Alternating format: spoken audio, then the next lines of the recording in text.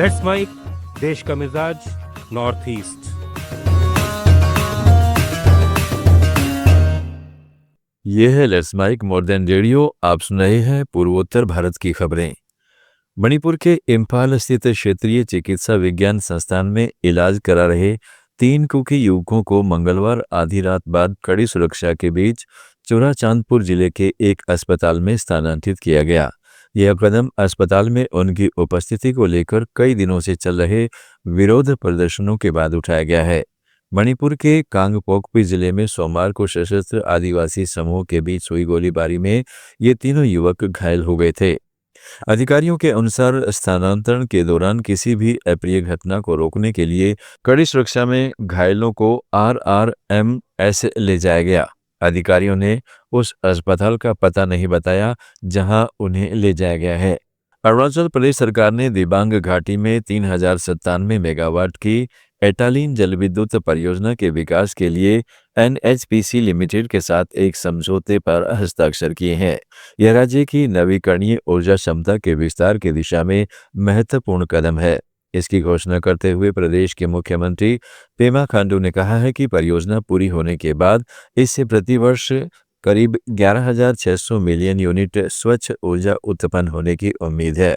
इस परियोजना के महत्व पर प्रकाश डालते हुए खांडू ने कहा है कि यह राष्ट्रीय विद्युत ग्रिड को मजबूत करने, आर्थिक विकास को बढ़ावा देने और दूरदराज के क्षेत्रों में बुनियादी ढांचे और रोजगार के अवसर पैदा करने में योगदान देगी।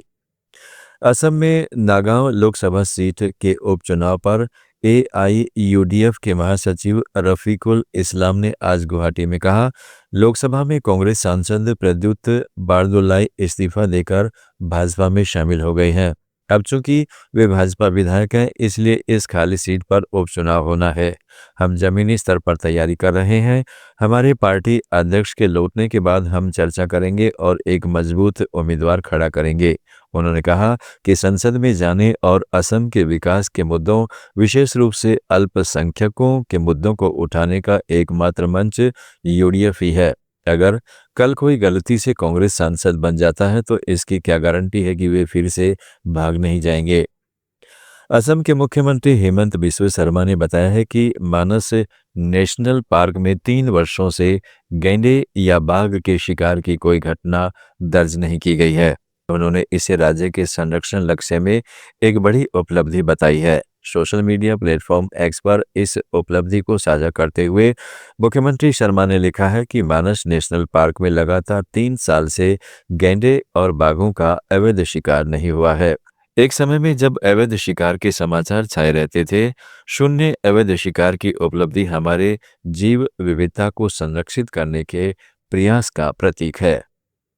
त्रिशूल युमनाम और यासो शर्मा की 15 मिनट की Manipuri animation film story of a forest 19वें मुंबई इंटरनेशनल फिल्म फेस्टिवल 2026 की एनिमेशन प्रतियोगिता के लिए चुनी गई 15 फिल्मों में शामिल है। यह फेस्टिवल केंद्रीय सूचना और प्रसारण मंत्रालय द्वारा मुंबई में आयोजित किया जा रहा है। यह फिल्म युवा अयांगबा की कहानी है जो इम्फाल घाटी की धुंध भरी पहाड़ियों के बीच एक ऐसी यात्रा पर निकलता है जिससे उसके आसपास की दुनिया के बारे में उसकी समझ बदल जाती है। बेहद खूबसूरत और दिल को छू लेने वाली स्टोरी ऑफ द फॉरेस्ट प्रकृति, बचपन की जिज्ञासा और पर्यावरण के प्रति जागरूकता जगाने की एक काव्यात्मक कहानी है। असम के जागीरोड में सेमीकंडक्टर बनाने वाले प्रोजेक्ट में इसी वित्त वर्ष में उत्पादन शुरू होने वाला है, लेकिन आसपास के इलाकों में प्रदूषण फैलाने वाली फैक्ट्रियों की मौजूदगी के मद्देनजर से राज्य सरकार ने एक नोटिफिकेशन जारी किया है। इसके तहत जागीरोड में रतन टाटा इलेक्ट्रॉनिक सिटी के 15 किलोमीटर के दायरे में सीमेंट प्लांट और प्रदूषण फैलाने वाले दूसरे उद्योगों को लगाने पर रोक लगा दी गई है। सेमीकंडक्टर प्लांट पर्यावरण की दृष्टि से बहुत संवेदनशील होते हैं। पास की फैक्ट्रियों से निकलने वाले धुएं, कंपन और हवा में मॉलिक्यूलर कंटेमिनेशन इस प्लांट की उत्पादकता कम कर सकते हैं। असम, त्रिपुरा, मेघालय, मणिपुर, अरुणाचल प्रदेश, मिजोरम, नागालैंड और सिक्किम की ताज़ा खबरों के इस बुलेटिन को रोजाना सुनने के लिए डाउनलोड करें लेट्स माइक ऐप। जुड़े रहिए लेट्स माइक के साथ। आप सुन रहे थे let's mike more than radio. Follow कीजिए हमें हमारे सोशल मीडिया प्लेटफॉर्म्स पर।